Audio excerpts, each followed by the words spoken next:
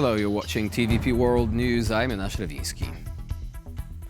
Slovakia's Prime Minister Robert Fico has made a surprise visit to Moscow for talks with Vladimir Putin.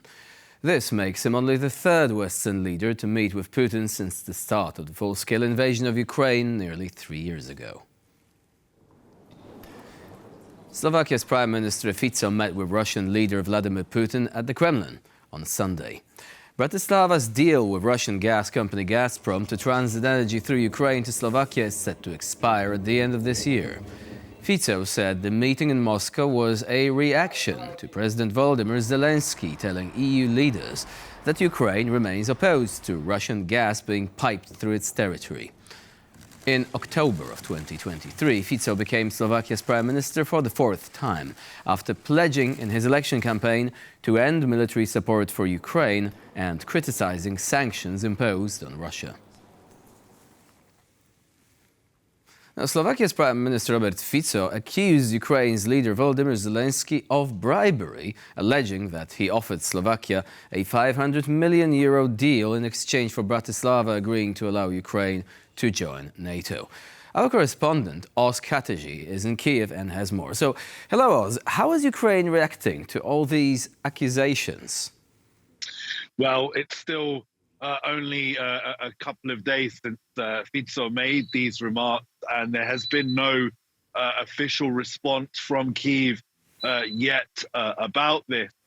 It must be remembered that this whole situation is arising because of Kyiv's decision to halt gas supplies through gas transit through its territory into the European Union, with Prime Minister Shmyhal saying only a few short days ago that these transit agreements of Russian gas through Ukrainian territory would end definitively at the end of 2024, which has left Putin's EU allies scrambling to find solutions. Both Hungary and Slovakia with Fico are very unhappy with this current situation. So the words that we're hearing from people like Fico are as a reaction to what Kyiv is doing. But I don't think it's going to have any impact on Kyiv's decision.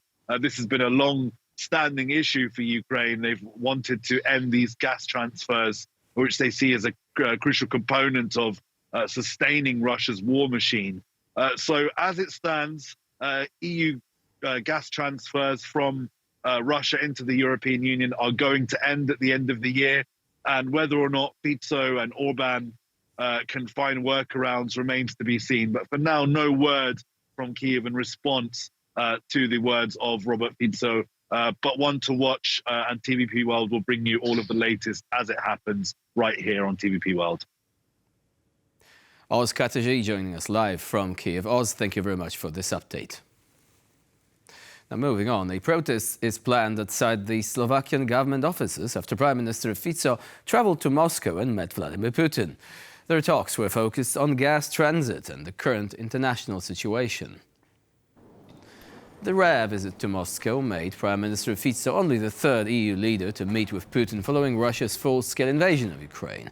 Slovakia is dependent on Russian gas passing through Ukraine, and Fico has criticized Ukrainian President Volodymyr Zelenskyy for refusing to extend the transit contract, which expires at the end of the year. Ukraine has repeatedly said it would not extend the transit deal with Russia nearly 34 months into Moscow's war of aggression. The war would have never happened if I were president, said Donald Trump, the U.S. president-elect, on Sunday. At a rally in Phoenix, Arizona, Trump reiterated claims that his presidency is the answer to ending the war in Ukraine.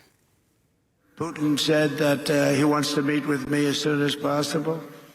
So we have to wait for this, but we have to end that war. That war is a horrible. The soldiers, the number of soldiers being killed, it's a flat plain. And the bullets are going, and there's powerful bullets, powerful guns. And the only thing that's going to stop them is a human body. They go dead flat land. Nobody's ever seen anything like it. Millions of soldiers have died now, millions. We're seeing numbers that are just crazy. Got to stop it. It's ridiculous. Would have never happened if I was president. That war would have never happened.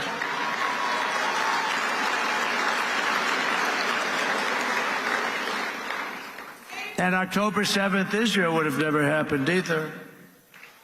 So much, our country would be so different and the world would be so different.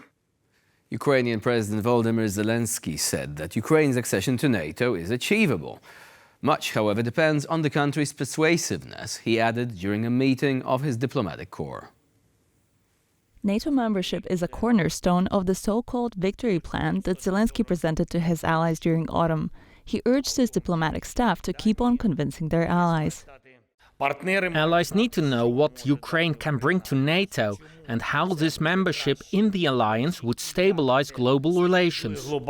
Calling any decision to invite Ukraine to the alliance purely political, Zelenskyy said it's something Kyiv needs to fight for on, quote, every level.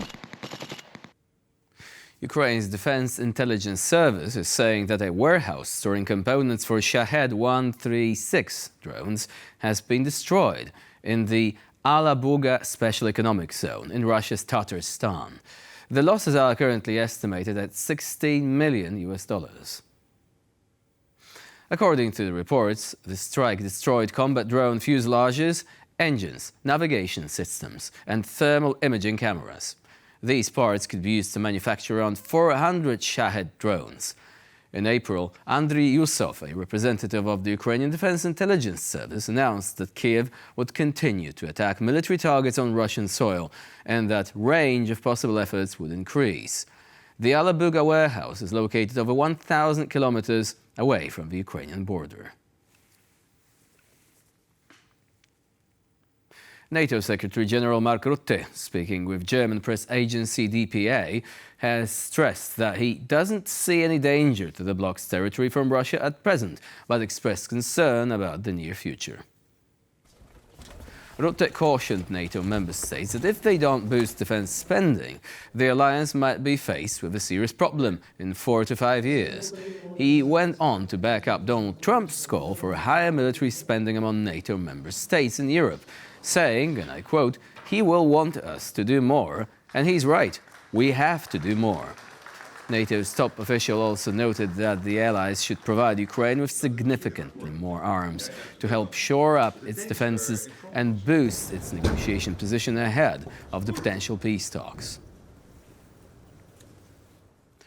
The European Union's security requires further investment in the face of Russian threats, say EU leaders who gathered for a summit in Finland.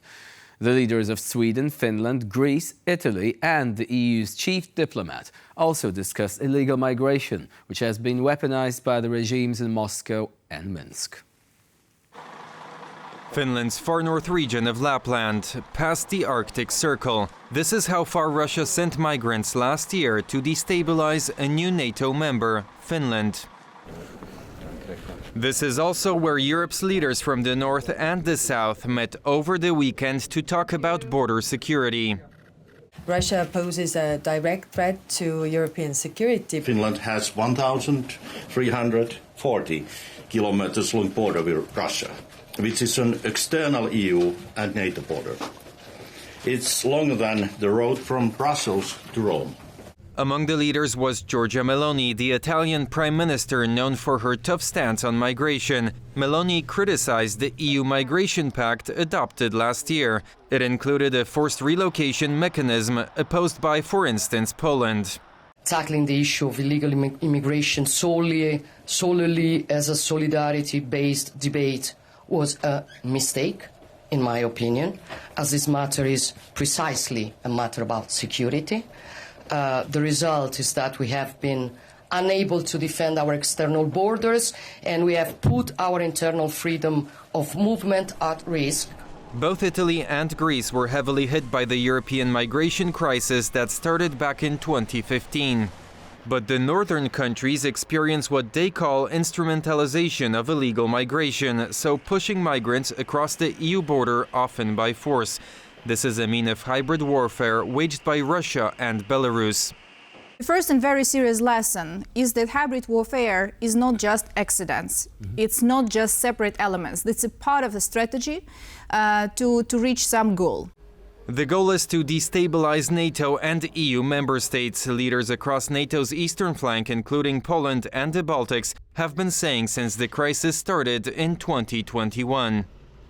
What I see is in hybrid attacks is that someday some country might be put in a position where they have to think whether they restrict individual rights of their own citizens to protect themselves. Finland shut all border crossings with Russia last December when 1,300 migrants crossed into Finland over just a few weeks. Helsinki accused Moscow of a hybrid operation of sending migrants without proper documents, mainly from Middle Eastern and African countries, to the Finnish border. Qatar has warned it will pull the plug on gas supplies to Europe should the country face a fine from the European Union over human rights or environmental impact concerns. In line with a new corporate sustainability due diligence directive adopted in July, the EU might mete out penalties of up to 5% of a company's annual global revenues for humanitarian or environmental infringements. In response to the legislation, Qatari Energy Minister and CEO of the Qatar Energy Company, Saad Sharida Al-Kabi, told the Financial Times, and I quote, "If I lose 5% of my revenue by supplying Europe, I won't supply Europe," and stressed that he was not bluffing. Amid scarce gas supplies in Europe following loosened energy ties with Russia, Qatar remains a critical LNG supplier for European countries. Tens of thousands of people gathered in Belgrade on Sunday to protest against President Aleksandar Vučić and his ruling Serbian Progressive Party. His tight grip on power has been challenged by weeks of street protests led by university students. The rally at Belgrade's Slavia Square, one of the largest in recent years, was called by students and farmer unions. It is part of a wider movement demanding accountability for the collapse of a railway station roof that killed 15 people last month. The organizers of Sunday's protests allege the incident is the result of a corrupt system that rewarded loyalty to Vučić's party over competence. On the 1st of November, the concrete canopy of the Novi Sad train station collapsed.